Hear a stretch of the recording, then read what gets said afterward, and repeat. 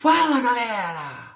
Voltamos então para o terceiro e último vídeo falando um pouquinho sobre o conceito de Estado para os clássicos da sociologia e hoje vamos falar sobre Max Weber, um outro alemão, o qual talvez podemos dizer que foi o cara que mais discutiu este conceito de Estado pelo formato, da sua sociologia compreensiva, aonde ele buscou compreender estas formas de dominação que compõem e que estabelecem as relações sociais dos sujeitos. Então o Weber parte do princípio de que as nossas relações, elas precisam de uma articulação, de uma sustentação, uma convicção legítima para que elas aconteçam, o que vai estabelecer esta lógica de funcionamento entre os indivíduos, mas que ela vai ter aí, dentro dessa lógica, uma relação de poder. Uma lógica é onde este poder e esta métrica, ela não vai ser igual, ela vai ser desigual. Mas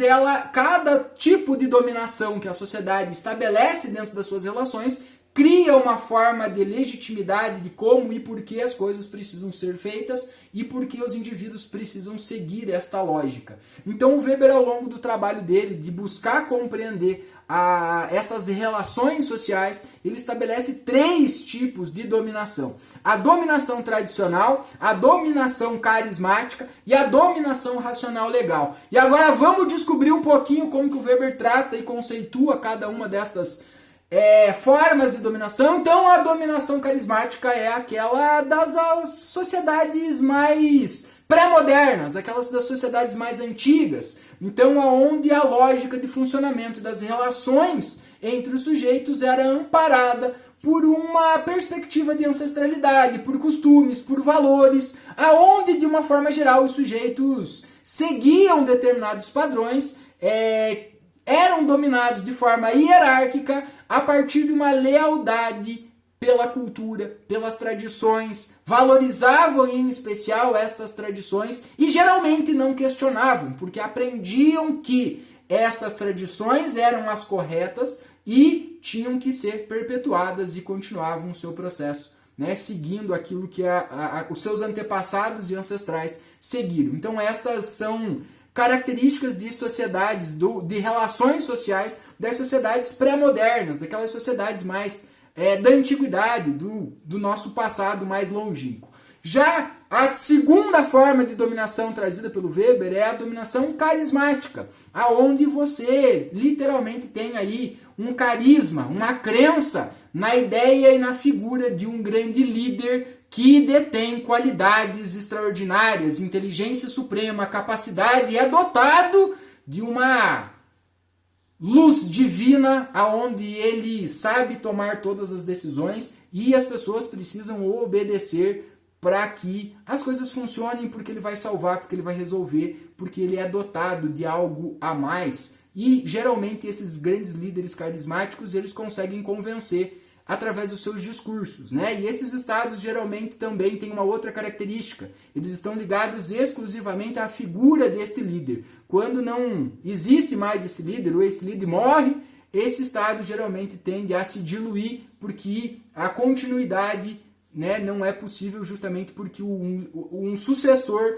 não vai conseguir agregar este mesmo carisma, essa mesma credibilidade das pessoas na sua figura. Então isso é a forma de dominação a partir dessa dominação carismática, sempre ligado muito à figura de um grande líder. E a terceira aqui é a nossa forma de Estado, a nossa forma de organização social, a racional legal, aonde um conjunto de leis, regras produzidas racionalmente, pensadas, estudadas e trazidas de forma racional, com conhecimento técnico-científico, estabelecem as relações sociais,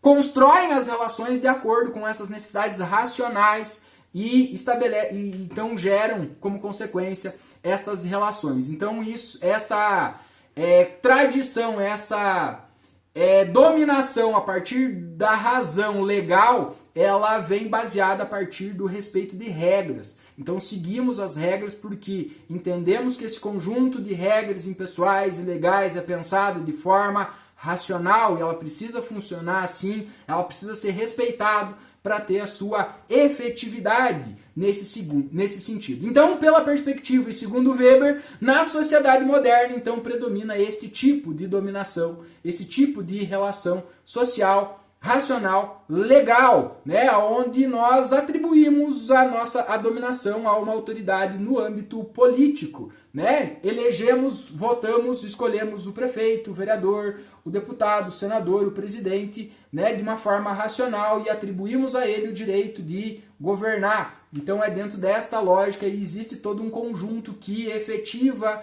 a presença dele lá, o porquê que ele está lá, o porquê que temos que respeitar a partir desta lógica. Então o poder e a dominação neste modelo é exercido por um funcionário público aonde fixa regras e ele apenas representa estas regras, né? Então, quem é os nossos representantes, né? São funcionários públicos que, de uma forma geral, estão aí representando aquelas regras racionais da sociedade, né? Então eles estabelecem. Por isso Weber traz um conceito de Estado, pessoal, que não é unanimidade dentro da sociologia, mas é o mais utilizado para a compreensão do mundo que vivemos hoje. Então o Weber conceitua o Estado da seguinte forma. O Estado caracteriza-se como um complexo institucional cujo poder se configura pelo monopólio legítimo do uso da força. Então a única instituição, segundo Weber, que tem o direito de utilizar a força, a violência,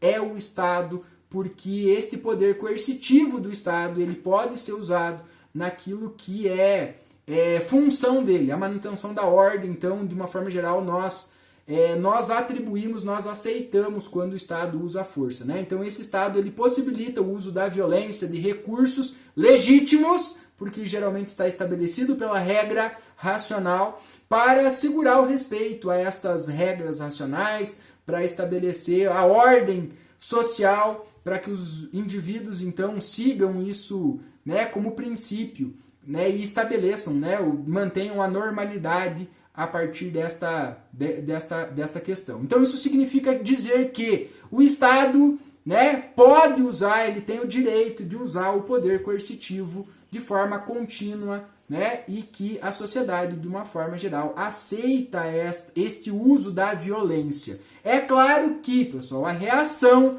a este uso da violência, ela nem sempre vai ser de forma positiva, onde a gente vai aceitar ou vai entender que foi legítimo o uso, ou racional esse uso, né?